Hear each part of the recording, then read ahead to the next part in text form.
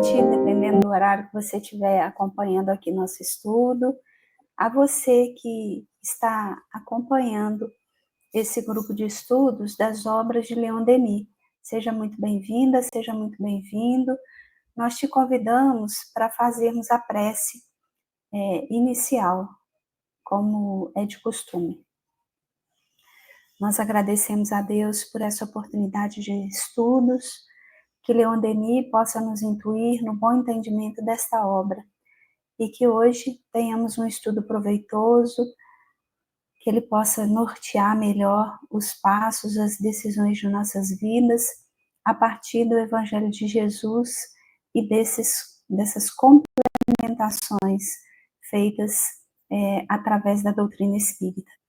Queremos rogar a Maria, nossa Mãe Santíssima, que envolva nosso planeta com seu manto de luz, de paz, de amor e de equilíbrio.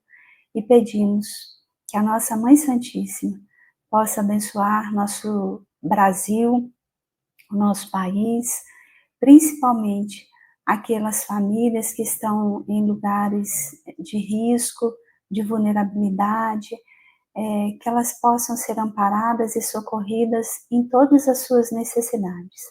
Mais uma vez agradecemos por tudo. Que assim seja. Então, nós estamos aqui para darmos continuidade, né, ao capítulo 8º desta obra que se chama Depois da Morte, editada pela FEB, do nosso querido Leon Denis. Hoje é a segunda semana que a gente vai estudar esse capítulo, que se chama A Crise Moral. Então, se você que está aí acompanhando ou está chegando agora, né, na nossa casa espírita, e não assistiu o estudo do início desse capítulo, vale a pena voltar para se inteirar, né, do que trata esse capítulo. Mas também não atrapalha se você continuar daqui e depois assistir o início lá, também dá certo. Então, eu vou começar a leitura aqui e, como já é de costume, a gente vai lendo e depois a gente dá uma paradinha e vamos comentando, eu e o Ricardo. Então, nós paramos semana passada, o meu aqui é a página 86, o primeiro parágrafo. Tudo está nisso. Só estas soluções podem servir de base a uma educação viril, tornar a humanidade verdadeiramente forte e livre. Sua importância é capital, tanto para o indivíduo a quem dirigem em sua tarefa cotidiana, como para a sociedade, cujas instituições e relações elas regulam. A ideia de que o homem faz do universo, das suas leis, o papel que lhe cabe neste vasto teatro, reflete-se sobre toda a sua vida e influi em suas determinações. É segundo essa ideia que traça para si um plano de conduta, fixa um alvo e para ele caminha. Por isso, procuraríamos em vão esquivar-nos a tais problemas, pois eles, por si sós, se impõem ao nosso espírito, dominam-nos, envolvem-nos em suas profundezas e formam o eixo de toda a civilização. Toda vez que uma concepção nova do mundo e da vida penetra o espírito humano e aos poucos se infiltra em todos os meios, a ordem social, as instituições e os costumes ressentem-se logo. As concepções católicas criaram a civilização da Idade Média e modelaram a sociedade feudal monárquica autoritária. Então, na terra, como no céu, dominava o reinado da graça e do favor. Tais concepções já viveram, porém hoje não mais encontram lugar no mundo moderno.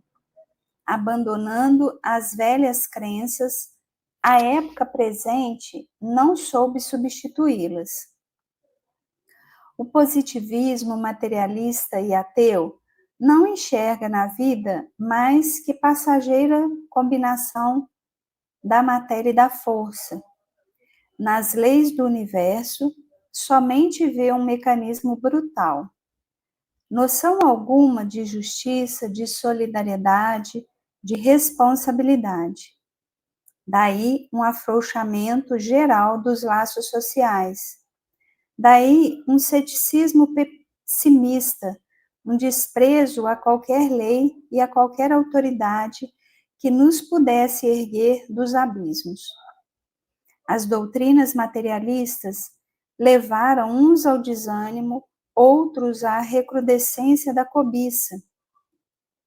Por toda parte induziram ao culto do ouro e da carne.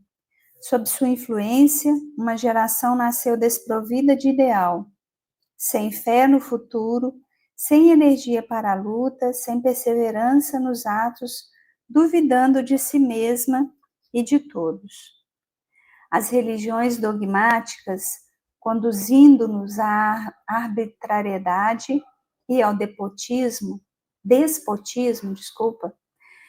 atiram-nos lógica e inevitavelmente à anarquia, ao niilismo. Eis porque devemos considerá-las um perigo, uma causa de decadência e de relaxamento. Acharão, talvez, excessivas estas expressões e tentarão taxar-nos de exagerados. Mas, em tal caso, bastará referirmos-nos às obras dos materialistas eminentes e citar as suas próprias conclusões. Eis, por exemplo, entre outros, o que escreve o senhor Jules Sorry.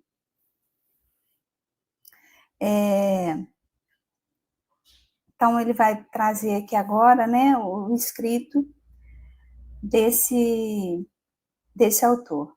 Há alguma coisa de vão e inútil no mundo. É o nascimento, a existência e a morte de inumeráveis parasitas, faunas e floras que medram como o mofo e agitam-se na superfície deste ínfimo planeta. Indiferente em si, necessária em todo caso, pois existe. A vida desses seres tem por condição a luta encarniçada de uns contra os outros, a violência e a astúcia. O amor mais amargo que a morte parecerá, ao menos a todos os seres conscientes, um sonho sinistro, uma alucinação dolorosa, ao preço da qual a nada seria um bem. O nada seria um bem. Mas se somos todos filhos da natureza, se essa nos criou e nos deu a vida, por nossa vez somos nós que a temos dotado com todas as qualidades ideais que a embelezam aos nossos olhos. Somos nós que tecemos o véu luminoso sob o qual ela nos aparece. Portanto, é realmente obra nossa a eterna ilusão que encanta ou atormenta o coração do homem. No universo, onde tudo são trevas e silêncio, só ele vela e sofre sobre este planeta. Porque talvez somente ele, entre seus irmãos inferiores, medita e pensa. Apenas agora começa a compreender a verdade de tudo o que tinha acreditado, de tudo o que amou. O nada da beleza, a impostura da bondade, a ironia de toda a ciência humana. Após ter ingenuamente adorado os que julgavam seus deuses e seus heróis, quando não tem mais fé nem esperança, ei-lo sentindo que a própria natureza lhe falta, pois, como tudo mais, ela não passava de uma aparência e de um engano. Então, aqui ele termina, né, a fala desse autor, e ele vai continuar dizendo: também uma escritora materialista, poetisa de grande talento, a senhora Ackermann, não hesitou em usar da seguinte linguagem: não direi à humanidade, progride, dir-lhe-ei, morre, porque nenhum progresso jamais te arrancará às misérias da condição terrestre. Então, eu vou dar uma pausa pequena aqui, só para fazer uns pequenos comentários, né? Então, Leon Denis, nesse capítulo, ele está dizendo, né, como a gente já viu, a crise moral, ou seja, a crise que o ser humano atravessa no sentido de se perder diante da religião ou da ciência. E se perder não é que essas duas expressões, elas são equivocadas ou estão completamente erradas, não é isso. É porque, às vezes, a gente cria ilusões, né, de que é uma coisa interessante isso para a gente refletir, eu chamo atenção até para esse momento que a gente está vivendo, né, que é esse momento mais intenso da transição. Até hoje, muitos de nós ainda acreditamos no poder do homem sobre todas as coisas, né? Então, assim, a gente teve um momento em que a própria ciência e todos nós, né, os seres que habitávamos aqui, acreditávamos que a Terra era o centro de todo o universo, né? Só tinha vida aqui, tudo era em função da Terra, né? Então, o universo girava em função da Terra. Até que alguns corajosos morreram até, né, com essa coisa engasgada aí, porque não podiam falar abertamente, mas foram trazendo conhecimento. Olha, não é bem assim, a Terra não é o centro das coisas, até uma bolinha de golfe diante do universo, né? É um pontinho, e foram perseguidos. Por quê? Porque se acreditava nisso, né? Depois, a gente, hoje, atravessa essa crise, né? De acreditar que o homem é o centro do universo, né? Que tudo parte diante ou a partir mesmo, né? Do desejo e da concretização do homem. E aí, Leon Denis faz uma crítica aqui, né? Uma crítica bem interessante no sentido de que esses próprios conceitos, eles não conseguem dar conta da própria confusão que eles criam, né? Então, ele vai falar do niilismo, né? Então, assim, o niilismo, ele surge com força na Rússia do século XIX, né? E é um pensamento voltado para o nada, né?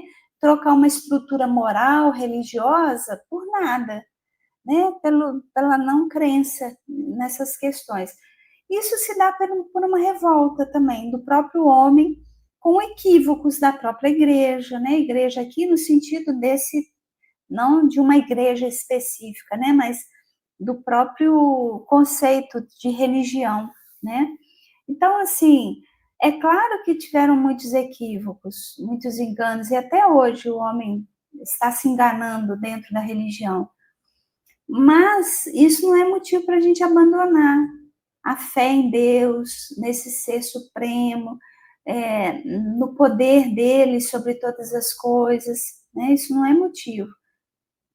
É motivo, sim, para a gente se reorganizar e pensar em quem que nós estamos depositando toda a nossa fé. Se for só no homem, aí a gente está um pouco perdido, né?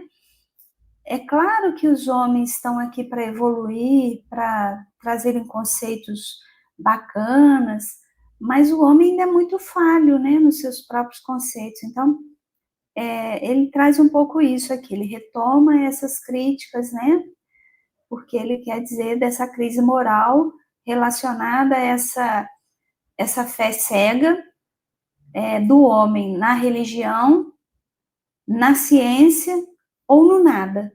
Ele está fazendo uma crítica a isso aqui, né? Tá desligado, tá? Se você for falar alguma coisa. Desculpa, eu já estava falando aqui, ninguém estava ouvindo. Começar diferente, boa tarde para você, Rosimar, boa tarde, boa noite, bom dia, aqueles que irão assistir. Né? Porque eu entro e nem cumprimento ninguém, né? Parece que... Então, esse ano eu já vou começar diferente. Quando eu comecei a ler esse capítulo, o que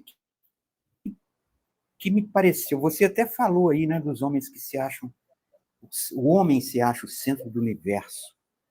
Então, eu tinha colocado aqui, o homem não tem noção do quão importante ele é para o universo.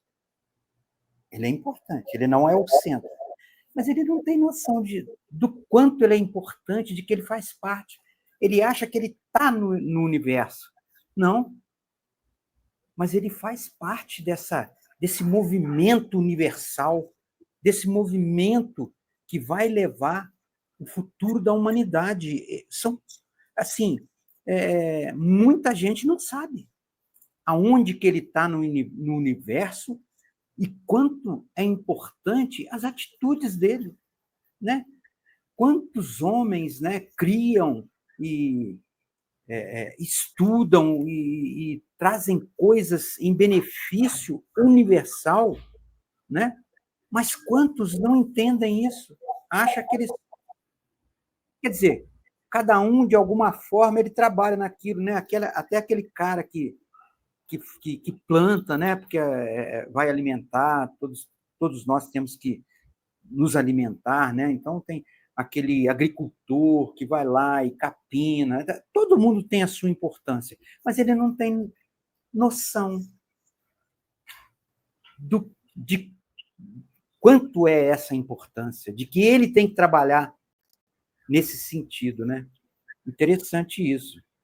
E quando você fala, né, que o homem acha que é o centro do universo, não são alguns que se acham, só que eles conseguem influenciar.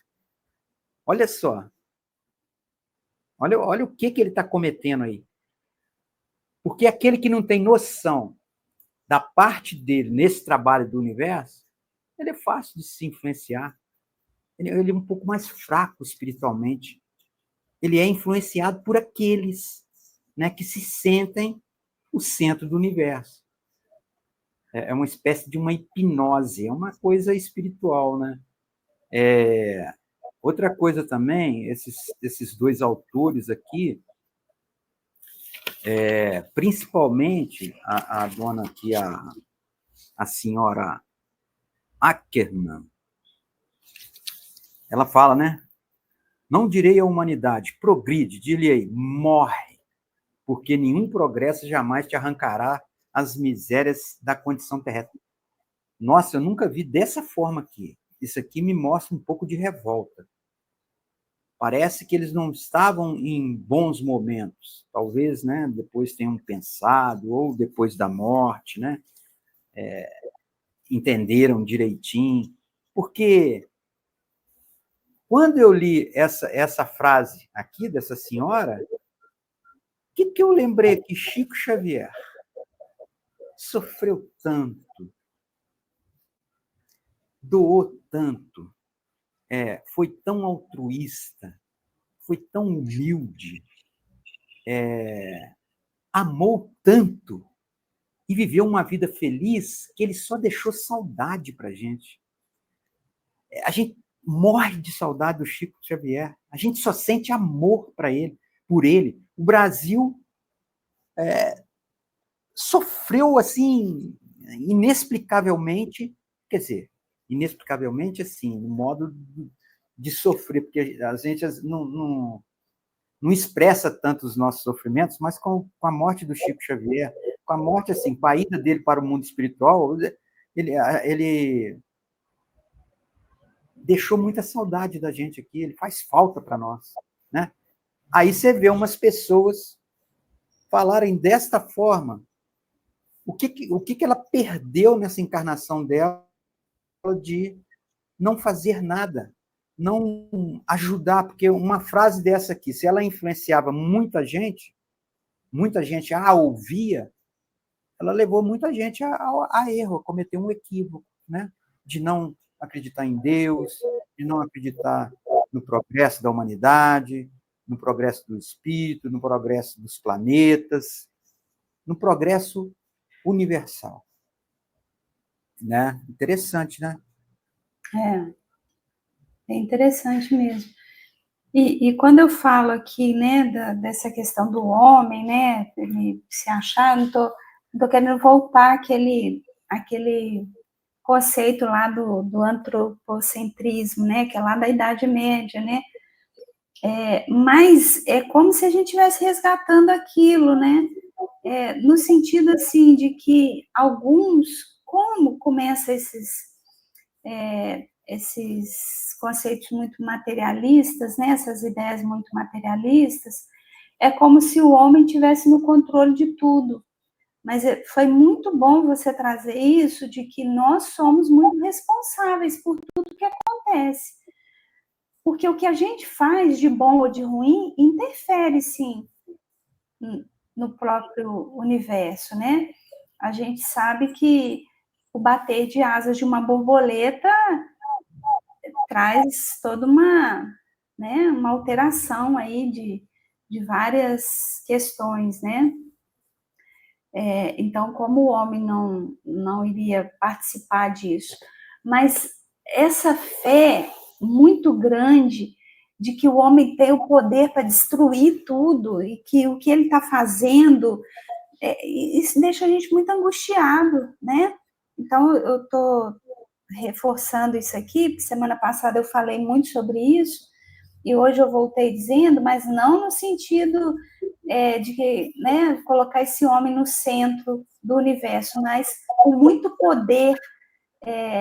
E aí a gente acaba entrando nessa vibração e esquece que quem está no poder realmente é Deus. É Ele que é a partir da vontade dele que as coisas vão se realizando. É claro que ele vai dar todas as possibilidades, né? Então, a gente pensando aqui. Mas o que acontece, então, que a Terra parece que vai caminhando, né? Entre aspas, assim, de mal a pior? Porque todos nós vamos ter oportunidades até o último segundo, né? Deus não tem pressa. Às vezes as pessoas falam assim, nossa, mas fulano teve uma doença grave, ele era tão bom, praticava bem, cuidava da saúde, era uma pessoa generosa. Por que isso acontece? Isso acontece porque Deus não tem urgência. Ele não tem urgência para que a gente resgate os nossos débitos. Então, às vezes, tem certas coisas que vão acontecer num momento de reencarnatório que a gente está mais propício a conseguir suportar aquela dor. Tanto para quem sofre resgatando, quanto para quem está ali naquelas relações, né? Então, eu falo que o homem hoje está com essa tendência nesse sentido, né? De achar que ele vai ter o poder. O Chico era muito fantástico, né? A gente vai vendo as histórias que ele ia contando, naquela simplicidade dele, né?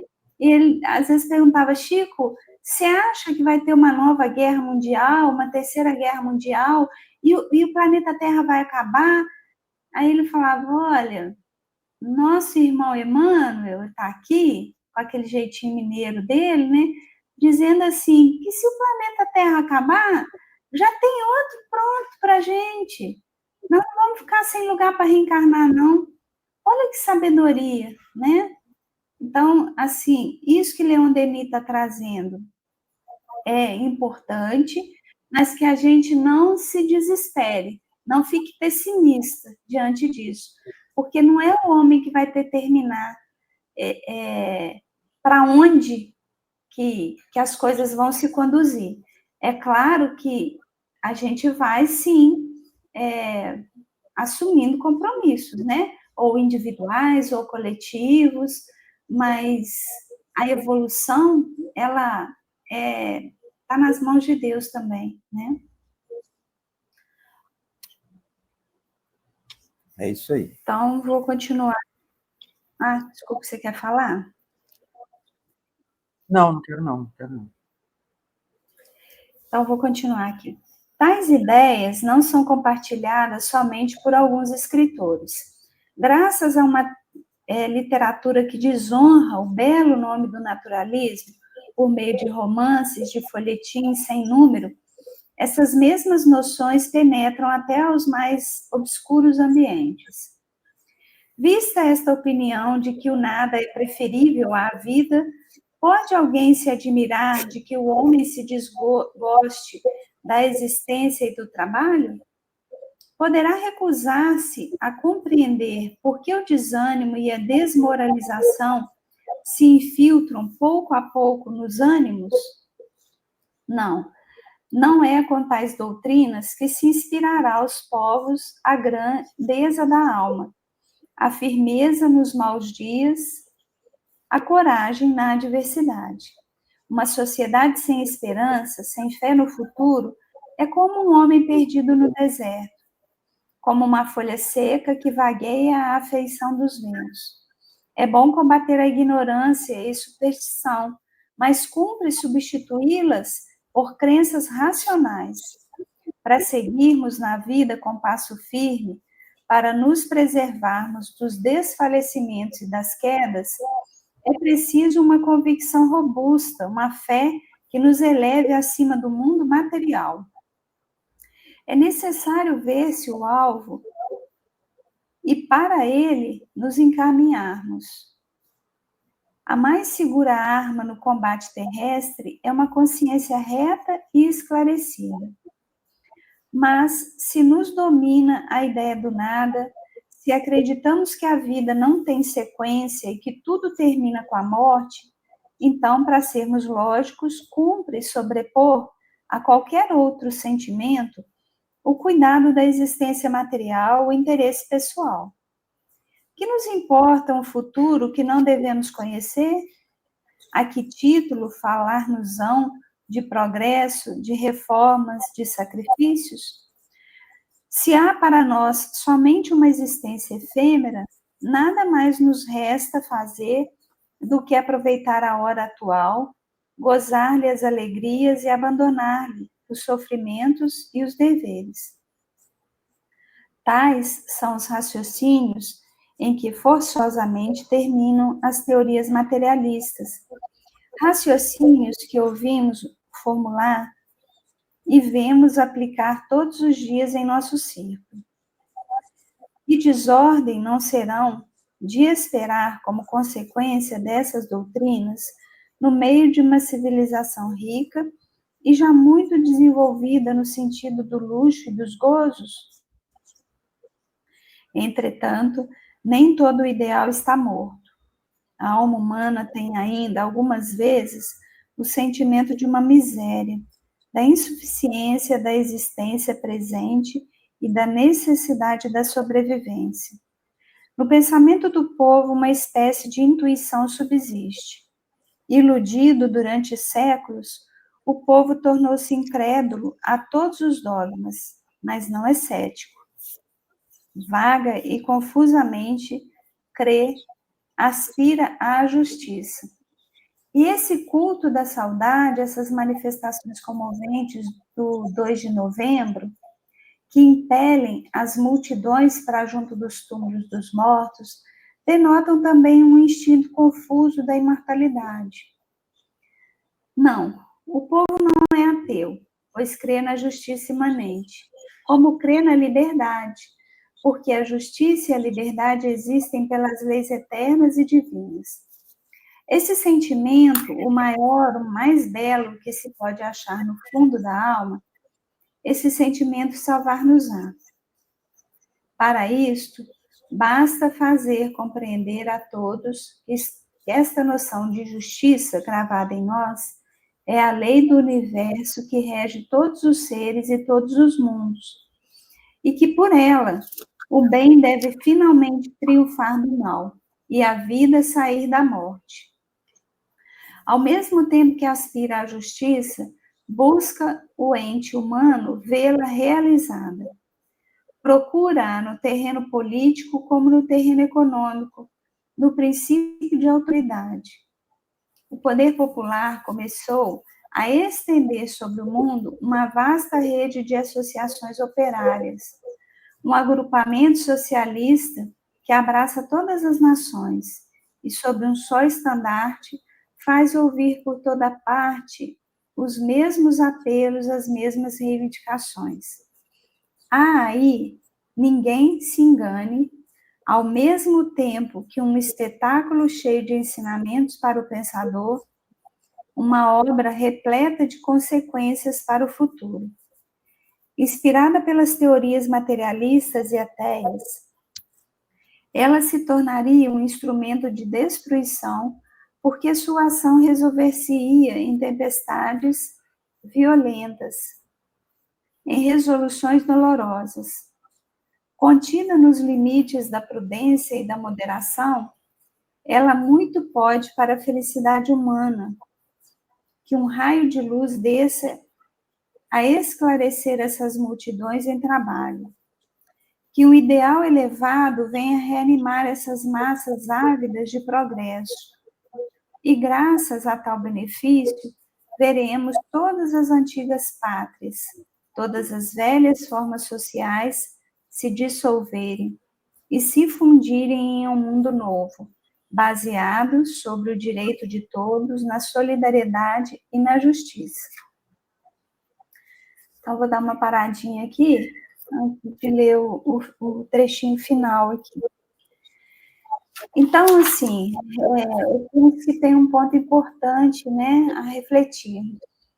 É que o homem, ele pode criar muitas teorias, que essas, sim, são passageiras.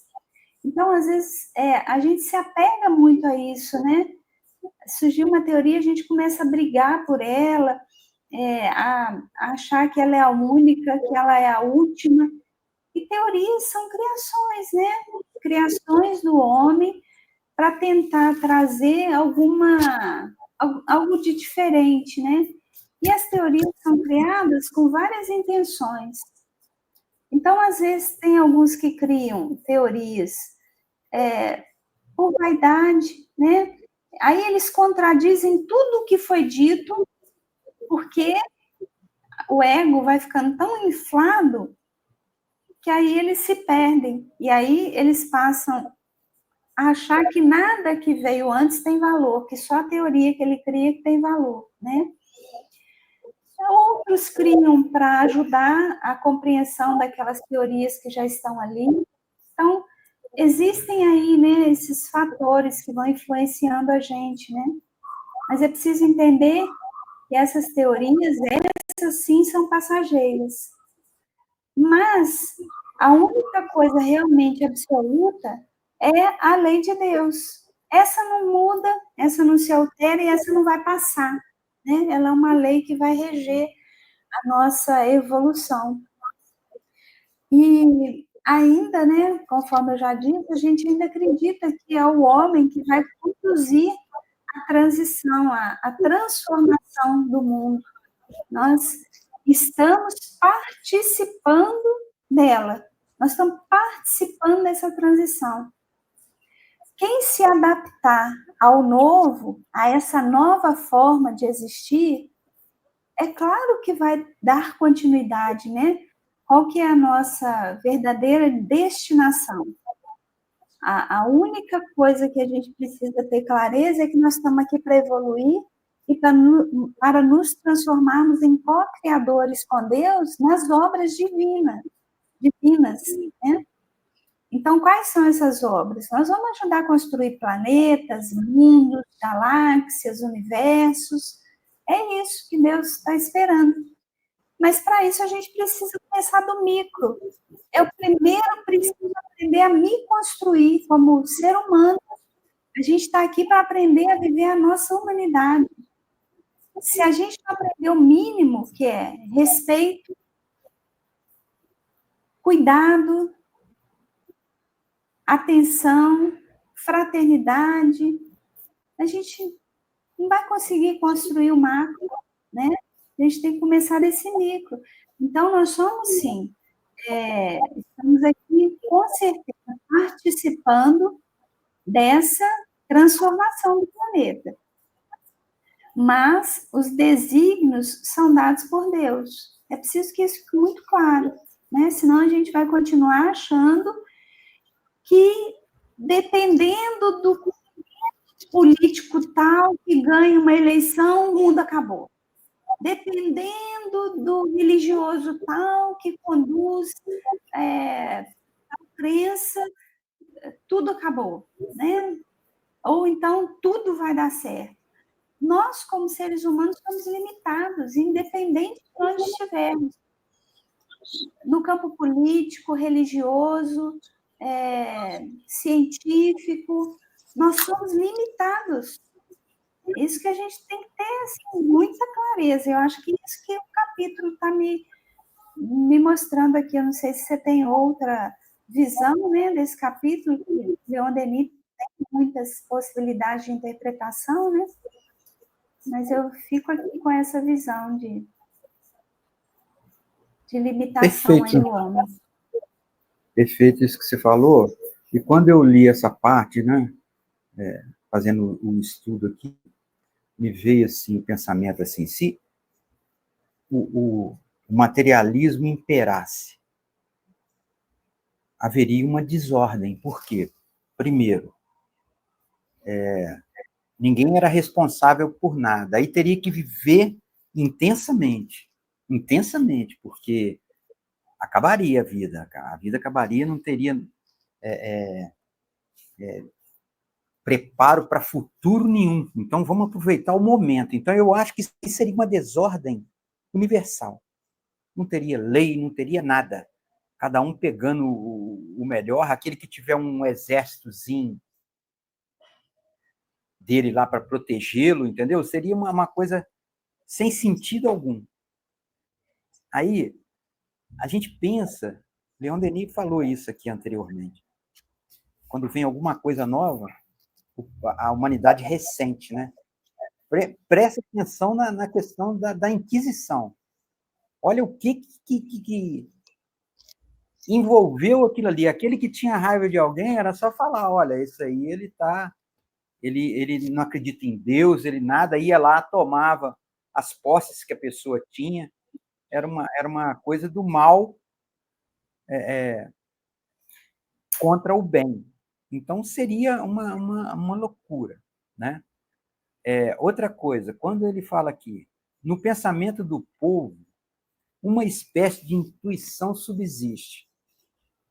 Quando a gente fala, né, no Espiritismo, a gente aprende que a lei de Deus está na nossa consciência, a gente sabe disso. E a crença em Deus, ela está ali também. Se você crê em Deus, você não pode ser materialista. Você não pode, né, o materialista ateu, que acredita na matéria. Então, isso está na gente. A gente, desde pequeno, a gente sabe o que a gente pode ou não fazer, ou o que deve ou não fazer. Só que tem uns que são mais audaciosos, né? Cometem equívocos desde de novo, de novinho. Mas dos 7 anos para frente, eu acho que a gente tem noção de tudo. Claro que quando você é pequenininho, você enfia o dedo na tomada. Mas se a mãe da gente vira e fala assim, não, você não pode, porque dá choque. Ou então tem até criança que toma um choque para aprender. Né? Então, é interessante isso que ele fala, porque realmente a lei de Deus está na nossa consciência e a crença na existência de Deus, né, ela está na nossa consciência porque a gente tem fé no futuro, intuitivamente. Todo mundo pensa que vai resolver. Né? Então, é muito bacana isso tudo que desenvolveu na hora que eu estava lendo aqui.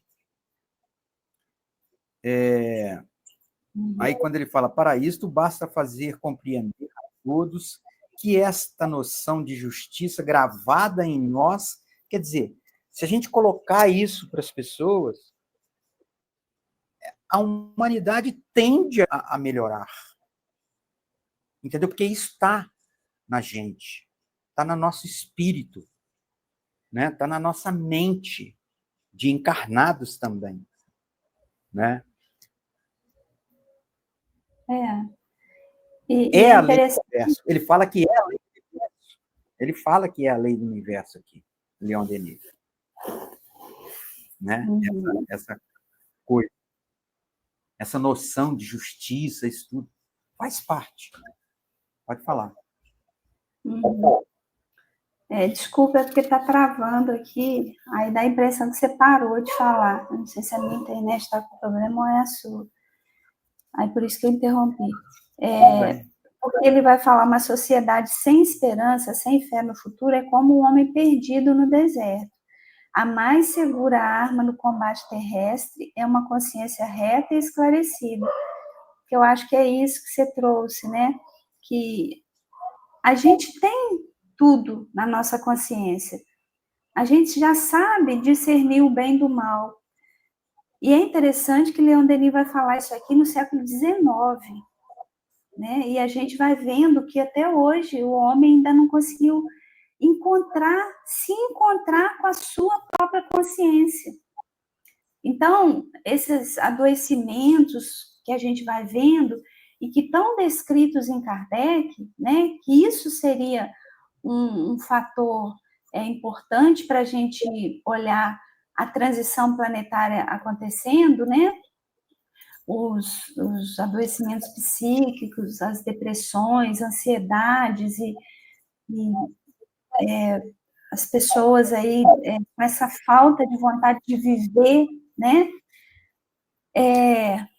Estão muito relacionados esses fatos a essa falsa fé, que eu falo falsa fé, porque no sentido, o materialismo é uma fé falsa, né? Que não vai te trazer a resposta do que você precisa.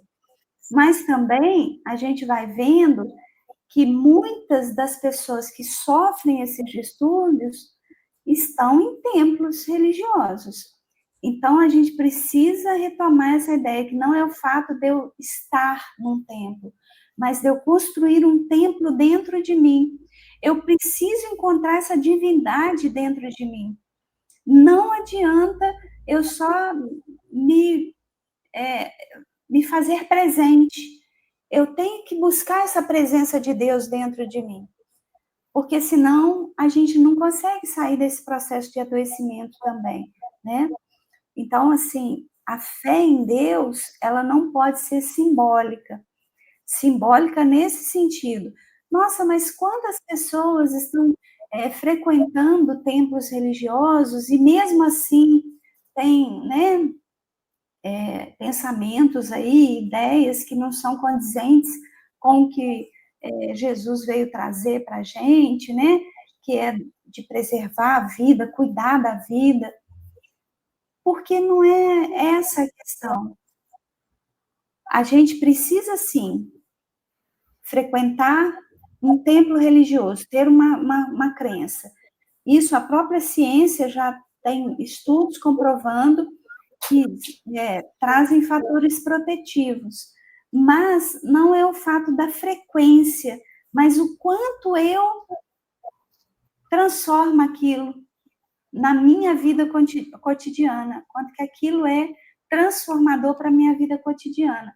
E para ser transformador, a gente precisa agir dentro daquilo que a gente aprende.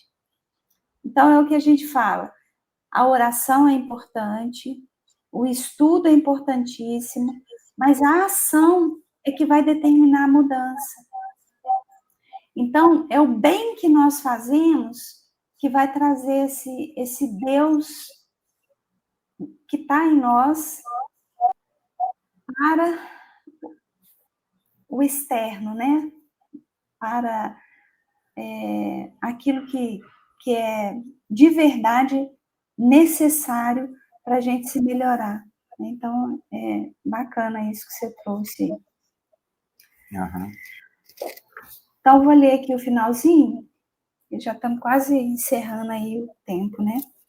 A hora presente é de crise e de renovação. Ó, a hora presente é de crise e de renovação. Ele está falando isso no século XIX. O mundo está em fermentação. A corrupção aumenta, a noite estende-se, o perigo é grande. Mas por trás da sombra vemos a luz. por trás do perigo a salvação. Uma sociedade não pode perecer. Se traz em si elementos de decomposição, também possui germes de transformação e de ressurgimento. A decomposição anuncia a morte, mas também precede o renascimento. Pode ser o prelúdio de uma outra vida. De onde virão a luz, a salvação, o reerguimento? Da igreja? Não, porque ela é impotente para regenerar o espírito humano. Da ciência? Também não, pois esta não se preocupa com os caracteres nem com as consciências, mas tão só com o que fere os sentidos. E tudo o que faz grandes os corações fortes, as sociedades, a dedicação, a virtude, a paixão do bem, não podem apreciar-se pelos sentidos. Para levantar o nível moral, para deter a dupla corrente de superstição e do ceticismo, que arrastam igualmente à esterilidade, é preciso uma nova concepção do mundo e da vida que apoiando-se no estudo da natureza e da consciência, na observação dos fatos, nos princípios da razão, fixe o alvo da existência e regule a nossa marcha para adiante.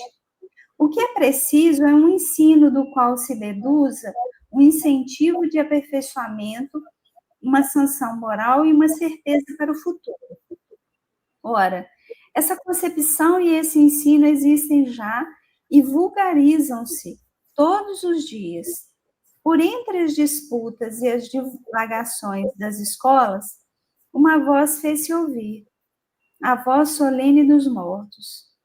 Ergueram-se do outro lado do túmulo mais vivos do que nunca, e perante as suas instruções descerrou-se o véu que nos ocultava a vida futura. O ensino que nos dão vem reconciliar todos os sistemas inimigos, fazendo brotar uma chama nova dos escombros, das cinzas do passado. Na filosofia dos espíritos encontramos a doutrina oculta que abrange todas as idades. Ela faz reviver esta doutrina debaixo dos maiores e das mais puras formas. Reúne os destroços esparsos, cimenta-os com uma forte argamassa para reconstituir um monumento grandioso, capaz de abrigar todos os povos, todas as civilizações. Para assegurar a sua duração, assenta-o sobre a rocha da experiência direta do fato, que se renova sem cessar.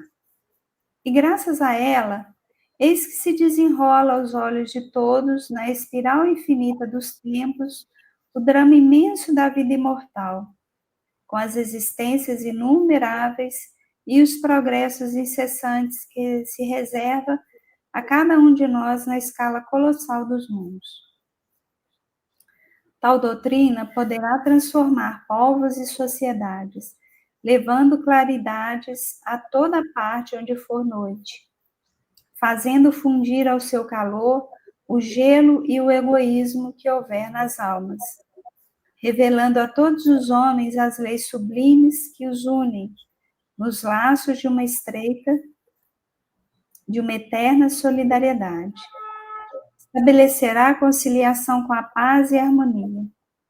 Por ela, aprenderemos a agir com o mesmo espírito e o mesmo coração. E a humanidade, consciente de sua força, caminhará com um passo mais firme para os seus magnificentes destinos. É esse ensino que exporemos em seus princípios essenciais na segunda parte desta obra, depois do que indicaremos as provas experimentais, os fatos de observação sobre os quais eles repousam. Aí encerra aqui o capítulo.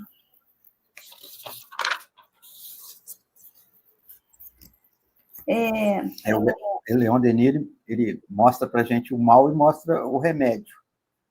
Interessante, né? Ele dá o remédio para a gente.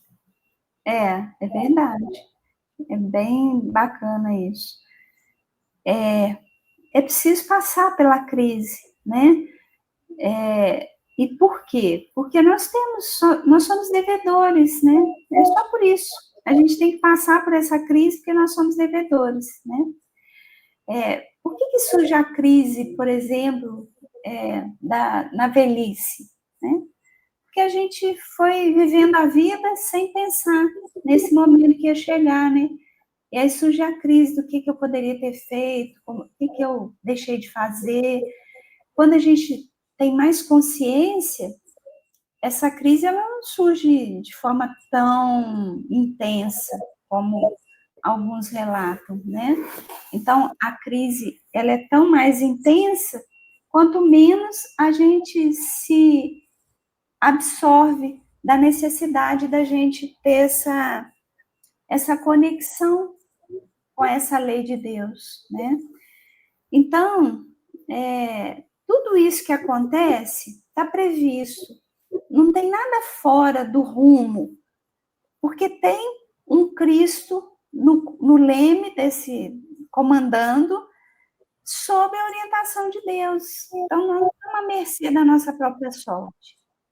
Só que a gente vai ter que agora começar a olhar para as nossas decisões, para as nossas escolhas, porque a partir de agora a gente vai ter cada vez menos tempo para se reajustar aqui nesse planeta com a lei de Deus. Tempo nós vamos ter a imortalidade agora, né? A eternidade daqui para frente. A eternidade no sentido de daqui para frente.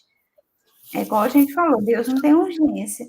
Mas se a gente quiser continuar nessa linha evolutiva, a gente precisa começar a pensar nas nossas condutas. E com o que a gente está se vinculando, né? Da onde que, ele faz a pergunta, da onde virão a luz, a salvação e o erguimento? É bom que a gente faça essa pergunta para a gente. Aonde que eu estou buscando luz, salvação e erguimento? No meu dia a dia?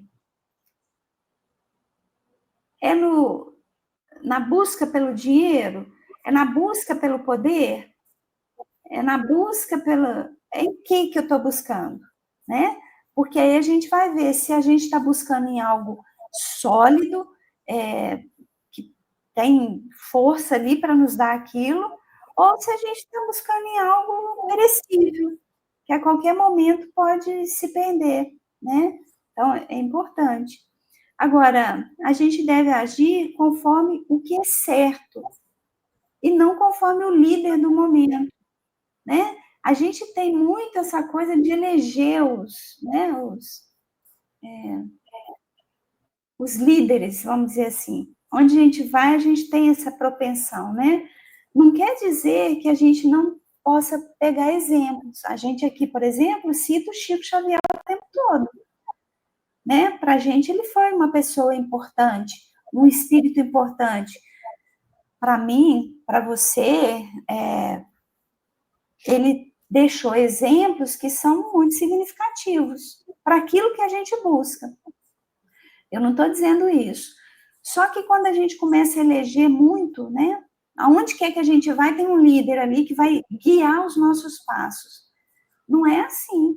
A gente pode olhar para o Chico como uma possibilidade da gente tentar fazer aquilo que ele fez, dentro da caridade que ele construiu. É isso, né? A gente não vai falar assim, agora ele é meu modelo e guia. Não é disso que nós estamos falando. Nosso modelo e guia é Jesus, né? Mas a gente tem essa tendência.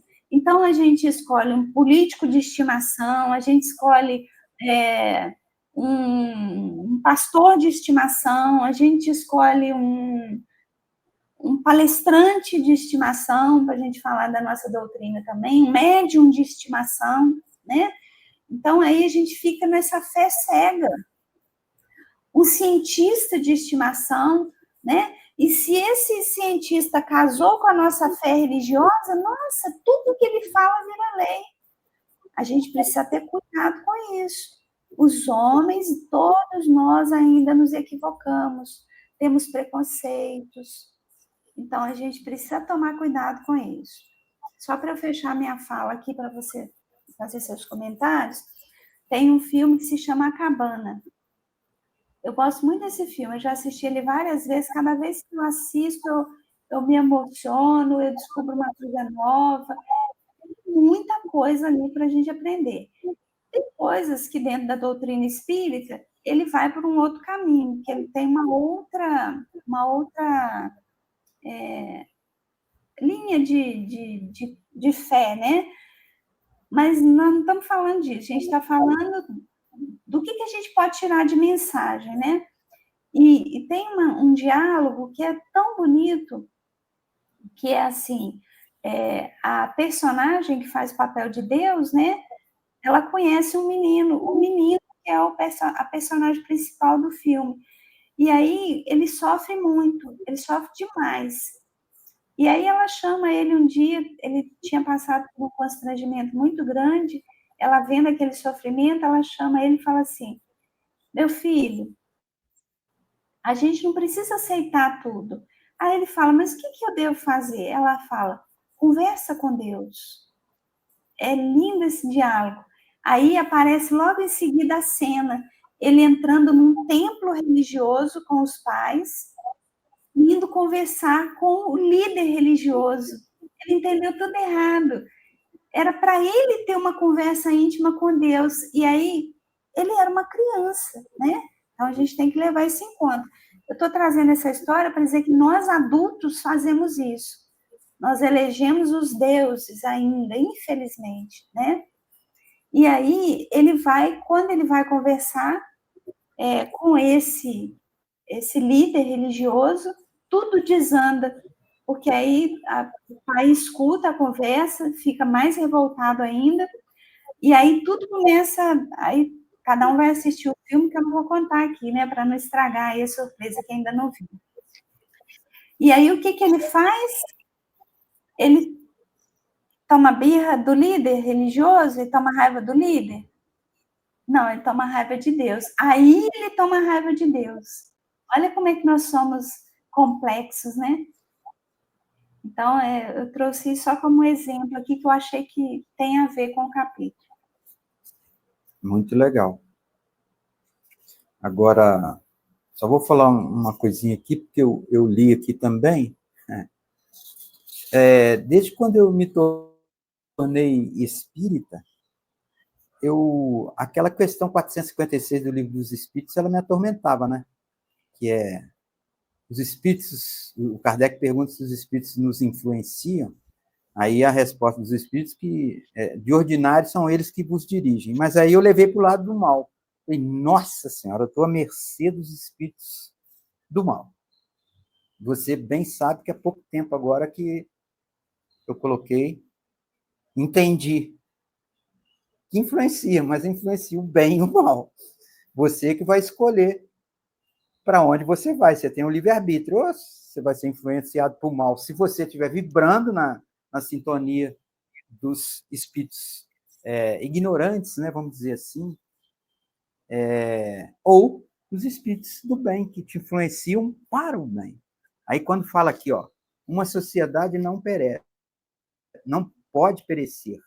Se traz em si elementos de decomposição, também possui germes de transformação e de surgimento.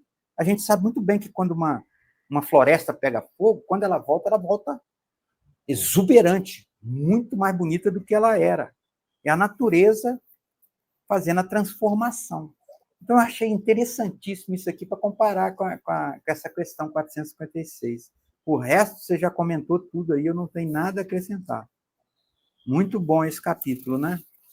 Aí semana que vem a gente vai para a parte segunda, que são vários capítulos também, e o primeiro capítulo, que é o 9º, é o universo e Deus.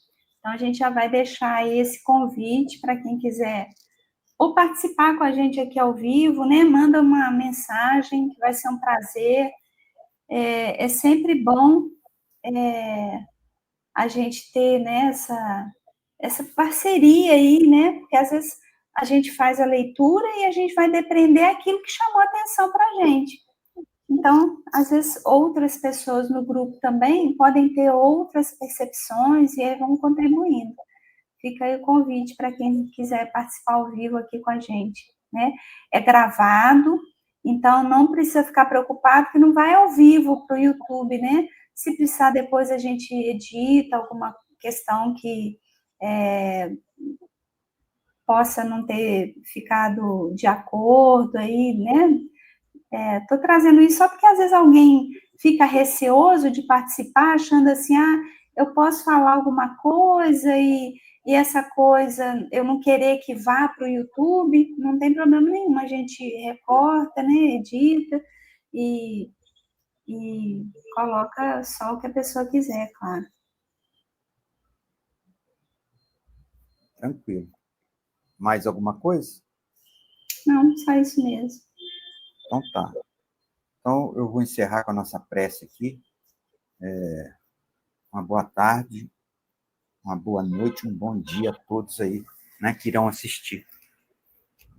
Então vamos orar, agradecendo a Deus pelo dia, pela vida, agradecendo a Jesus, a Mãe Santíssima, Maria de Nazaré, aos espíritos mentores do Centro Espírita Virtual, pelo amparo, pela oportunidade de estudo, agradecendo também ao nosso querido Leon Denis por todos esses ensinamentos, essas análises que ele deixou para a gente aí, para entendermos aquilo que o Kardec, Allan Kardec, deixou para a gente na codificação do Espiritismo.